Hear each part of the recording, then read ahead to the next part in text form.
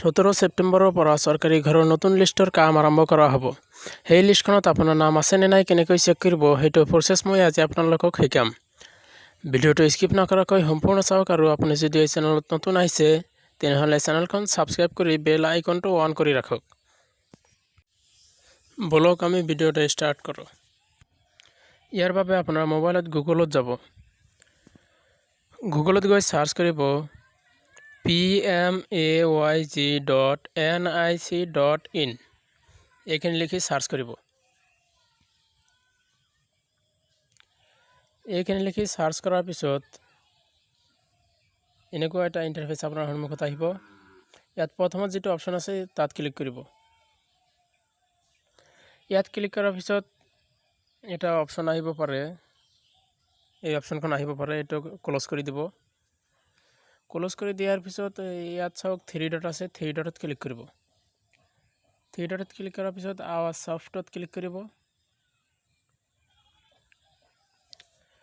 Hour ছফ্টত click কৰাৰ পিছত তলত ৰিপৰ্ট এটা অপশ্যন আছে, ৰিপৰ্টত ক্লিক কৰিব। ৰিপৰ্টত ক্লিক কৰিব।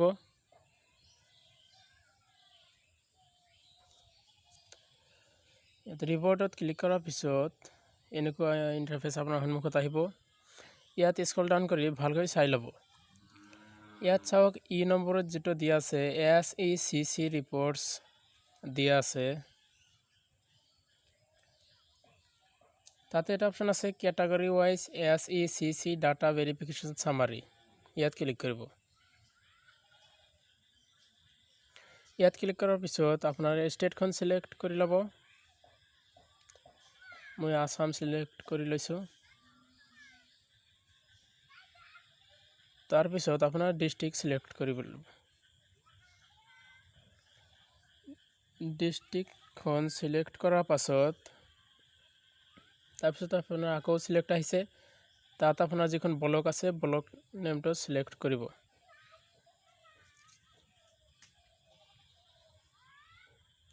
ব্লক সিলেক্ট কৰাৰ পাছত তাৰপিছত আকৌ এটা সিলেক্ট অপশ্যন আহিব, তাত আপুনি আপোনাৰ যিখন জিপি হয় জিপিখন সিলেক্ট কৰি ল'ব, অৰ্থাৎ গাঁও পঞ্চায়তখন সিলেক্ট কৰি ল'ব। তাৰপিছত এটা আপোনাৰ প্লাছ মাইনাছ কৰিব, যোগ বিয়োগ কৰিবলৈ দিব। এই যোগ বিয়োগখন কৰি ইয়াত বহাই তাৰপিছত সাবমিট কৰি দিব।